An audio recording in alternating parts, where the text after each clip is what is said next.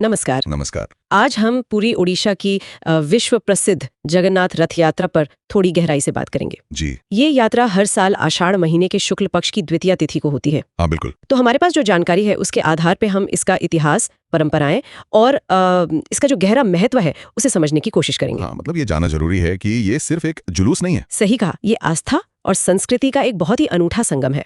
तो चलिए इस विषय की परतों को खोलते हैं। बिल्कुल, आज हमारा इरादा यही है कि इस प्राचीन और भव्य यात्रा के उन खास पहलुओं को सामने लाएं जो इसे इतना महत्वपूर्ण बनाते हैं।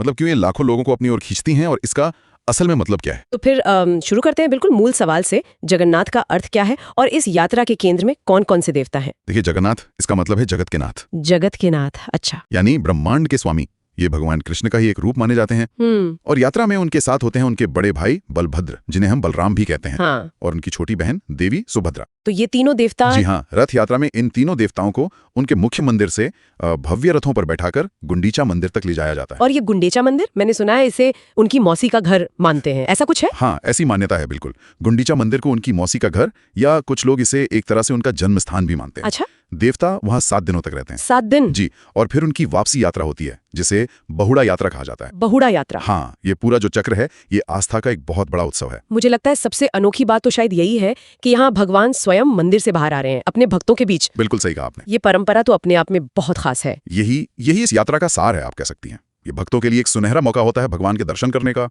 उनके रथ को खींचकर पुण्य कमाने का और सीधे मतलब अपनी भक्ति प्रकट करने का। हाँ, एक सीधा जुड़ाव। बिल्कुल, ये एक जीवंत अनुभव है आस्था का।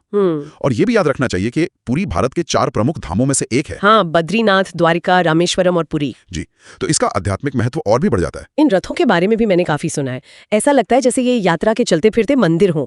इनके बनाने में क्या कुछ खास होता है? हाँ, ये रथ वाकई अद्भुत होते हैं। खास बात यह है कि तीनों रथ हर साल बिल्कुल नई लकड़ी से बनाए जाते हैं। हर साल नई लकड़ी से? जी हाँ, विशेष प्रकार की लकड़ी होती है और ये नवकालेवर की जो एक बड़ी परंपरा है उससे भी जुड़ा है। नवकालेवर वो क्या है? नवकालेवर में हर 12 से 19 साल के बीच देवताओं की जो मूर्तियां हैं उन्हें भी पूरी तरह से नया रूप दिया जाता है। अरे वाह! तो ये सिर्फ एक भौतिक बदलाव नहीं है, ये जीवन, मृत्यु और नवीनीकरण के चक्र का एक गहरा आध्यात्मिक प्रतीक है। और तीनों रथों के अपने नाम और पहचान है। भगवान जगन्नाथ के रथ का नाम है नंदी घोष। नंदी घोष? हाँ, इसमें 16 पहिए होते हैं। बलभद्र जी के रथ का नाम तालध्वज है, उसमें 14 पहिए होते हैं। 14? और देवी सुभद्रा का रथ दर्पद लन कहलाता है, जिसमें 12 पहिए होते हैं। 16, 14, 12 हर साल नए रथ। ये तो मतलब कितना समर्पण और कितनी कला लगती होगी इसमें। बिल्कुल अद्भुत कारीगरी होती है। और ऐसा लगता है कि इसकी गूंज अब सिर्फ पुरी तक ही नहीं है, मतलब ये दुनिया भर में फैल गई है। जी हाँ, बिल्कुल। आज तो देखिए तकनीक का जमाना है। हाँ। दुनिया भर में लाखों लोग इसे लाइव देख पाते हैं और साथ ही अहमदाबाद, कोलकाता जैसे अपने भारतीय शहरों में और लंदन, न्यूयॉर्क जैसे अंतर्राष्ट्रीय शहरों में भी इसकी प्रतिकृति यात्राएं होती हैं, रेप्लिका। अच्छा, विदेशों में भी? जी, ये इसकी वैश्विक अपील को दिखाता है। इस यात्रा का समाज पर क्या असर होता है? क्या ये लोगों को जोड़ने का भी काम करती है? निश्चित रूप से इसका सामाजिक महत्व बहुत बहुत गहरा है। कैसे? ये एक ऐसा अवसर है जहाँ जाति, पंथ, अमीर, गरीब इसका कोई भेद नहीं रहता। अच्छा। हर कोई, चाहे वो पहले के समय में राजा हो या आज का आम इंसान, कोई भी रथ की रस्सी खींच सकता है, भगवान की सेवा में हिस्सा ले सकता है। ये तो बहुत बड़ी बात है। जी हाँ, ये समानता और समावेशिता का एक बहुत शक्तिशाली संदेश देता है। और इससे जुड़े कई और उत्सव भी हैं। जैसे चंदन यात्रा है, स्नान पूर्णिमा है, हेरा पंचमी। ये सब साल भर भक्ति का माहौल बनाए रखते हैं।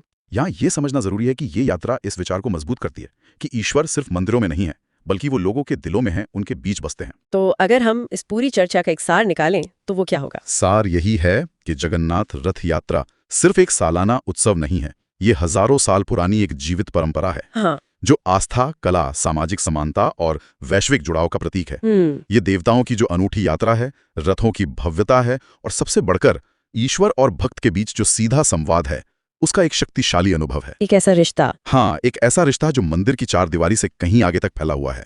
और जाते जाते सभी सुनने वालों के लिए एक विचार छोड़ जाते हैं। हाँ, जरूर। क्या ईश्वर का स्वयं अपने भक्तों तक पहुंचने के लिए मंदिर से बाहर आने का ये विचार आज की जो ये तेज रफ्तार दुनिया है, इसमें हमें आस्था, समुदाय और आपसी जुड़ाव के बारे में कुछ नया सिखा सकता है? सोचने वाली बात है। जय जगन्नाथ।